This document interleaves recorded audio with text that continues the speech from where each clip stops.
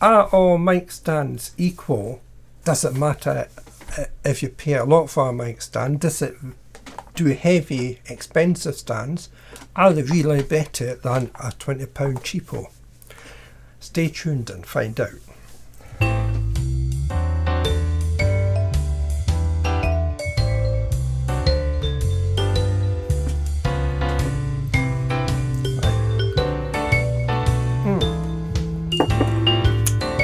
Welcome back. Is it worth paying more money for a mic stand? Short answer is yes. And basically, to enlarge slightly, is you generally get what you pay for. Microphone stands, I would say, are probably the most underrated piece of equipment that we use, and yet we all have them, and without a good microphone stands we would struggle. So they really are important pieces of gear. Now, one area that is often troublesome in most microphone stands, of course, is this adjustment here, the friction lock for where which controls the angle of the boom. And I have seen a video produced by someone else who had bought a bunch of very inexpensive stands, and in most cases the threads on the actual bar here stripped. Do you get exactly what you pay for on microphone stands? Yes and no. I would say the costs, it's a bit like hi-fi. If you buy the cheapest, you get the cheapest. If you go mid of the road, you will get good value for money. Once you go past that middle of the road, pound for pound, the returns you get for what you spend is on an ever decreasing rise. If you're in a situation where space is critical, you maybe set the boom up at the right distance here, and also with a fairly heavy mic on, it makes it easy to stay balanced. Problem is, if someone's round the back, there's all this boom area round the back to get in the way and catch onto. Why, I think telescopic booms are a terrific tool, because you can set the boom to the sort of distance that you require, like so, for the talon at this end of the stand, without having all this extra boom sticking out the back, so there's nothing to get in the way. Quality stands will use high quality materials in the actual friction plates, where cheaper stands will just use plastic. Plastic is not good for friction, which means you have to tighten up the adjustments to a lot. Now, I'm deliberately leaving this loose because this is a good stand, and even when you imagine I've tightened this, and of course it means even tightened, the stand still moves easy. So if you put a heavy microphone on here, it's just going to drop down.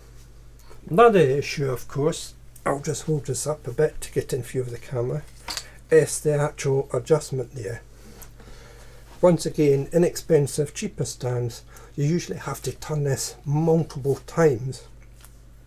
And once again, the components that actually lock up on the inner tube, cause the friction, are very much plastic based and do not grip well. You have to tighten really tight, lots of ton, takes you ages.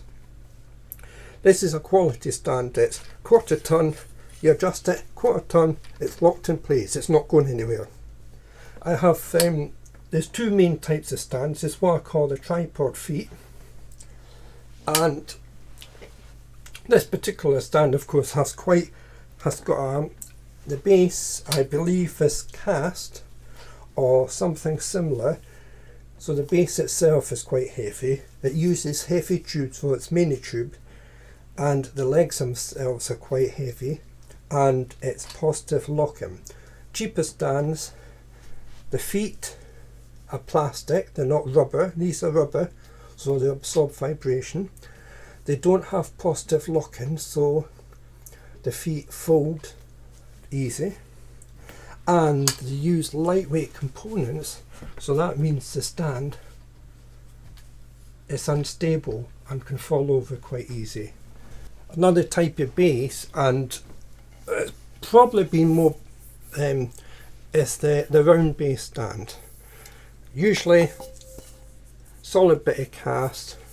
This one, I really like this one because it's got quite a thick, I'm assuming it's like a silicone rubber, quite thick, and it has a good dampening effect, and it makes the stand very stable.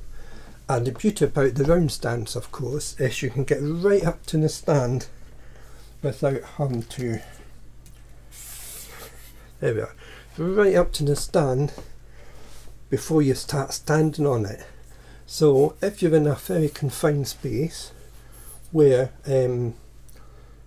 booms are going to take up too much space, for vocalists, a straight stand like this could be ideal. So you just have your mic parked here on top of the stand, straight up and down stand, the round weighted base.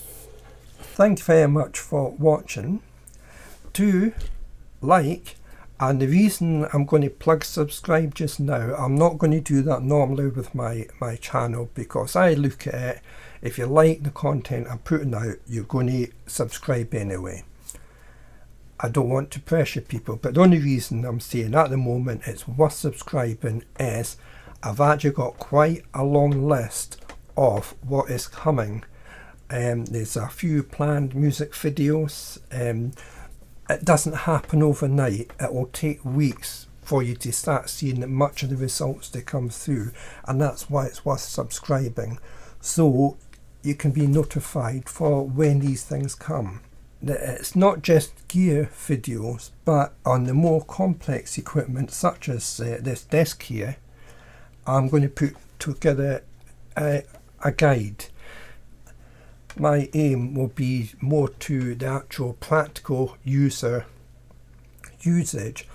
of these modern tools that we use in this present time.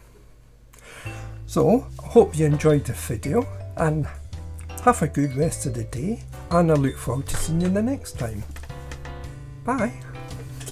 Right, where was I now?